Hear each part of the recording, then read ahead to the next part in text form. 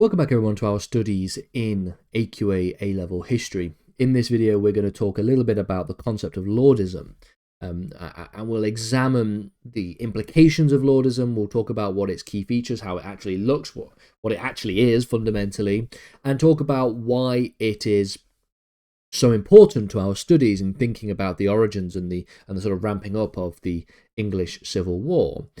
Now, as a basic bit of introductory housekeeping, if you will, between 1629 and 1640, we know already that King Charles I initiates a period known as personal rule. This is essentially where he refuses to call Parliament after both the three resolutions and the Petition of Right in 1628 and 1629. Now, during this time, we see that the Archbishop, William Laud, implemented a series of religious reforms. And these religious reforms became collectively known as this idea of Laudism, named after William Laud himself.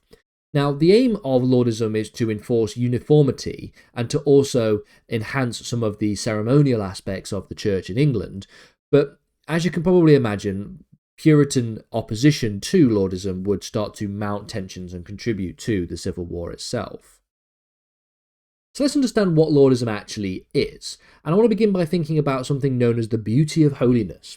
This is a basic principle of Laudism, emphasizing the aesthetic and the ceremonial aspects of worship, and sort of encapsulating this idea in the idea of it being the beauty of holiness.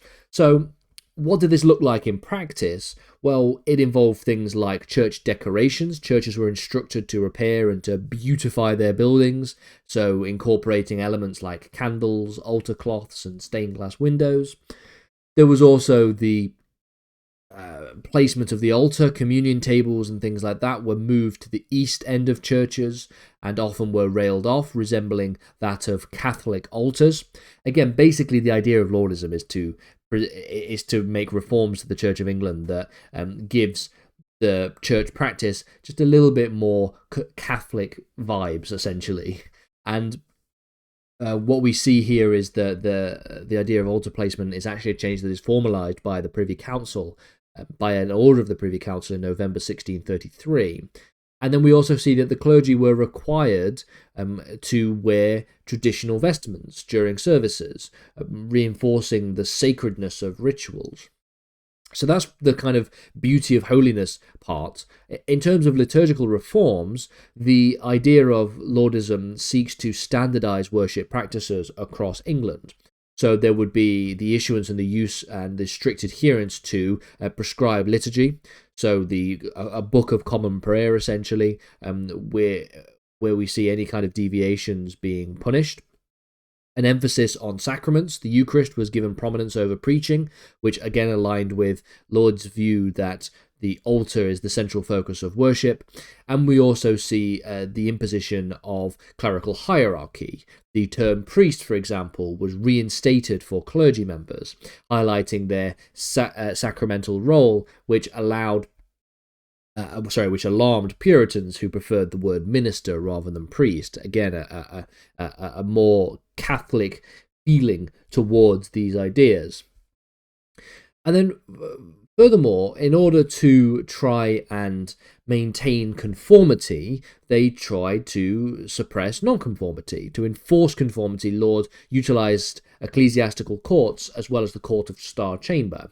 So notable Puritans, for example, such as William Prine and John Bastwick, as well as Henry Burton, were all punished for criticising Laud's reforms. They were fined, imprisoned and mutilated in 1637.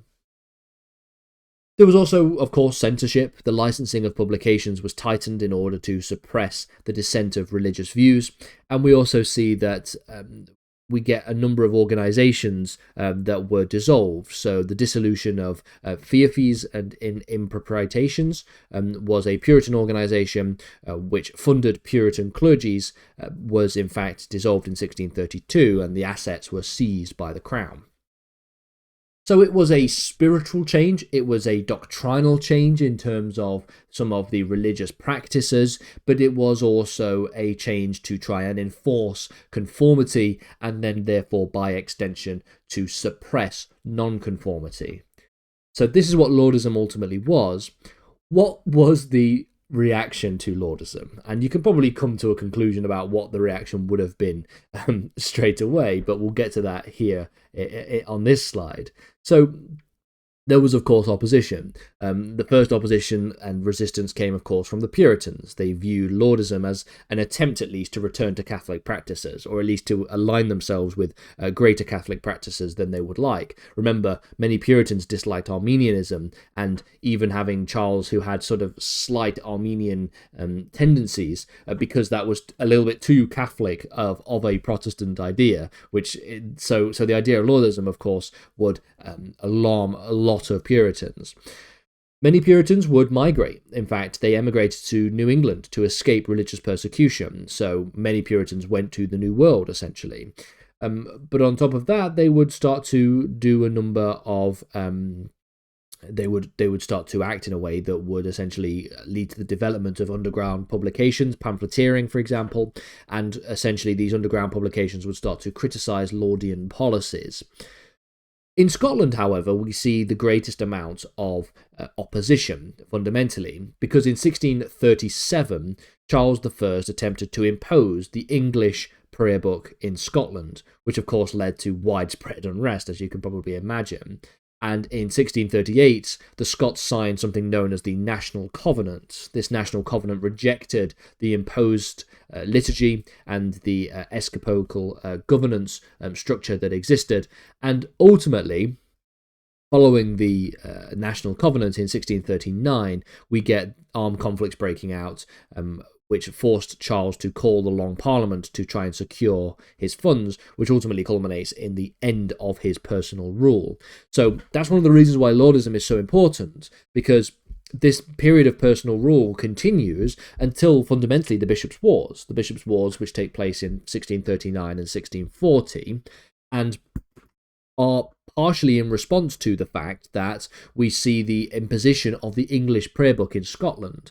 And so this forces Charles to call the Long Parliament, which then leads to the end of his personal rule and brings Parliament back into the fold, which then culminates in the downfall of Charles and the outbreak of the English Civil War. For Laud himself, though, we see that the Long Parliament, as when it was called, was dominated by Puritans, and they went straight after Archbishop Laud.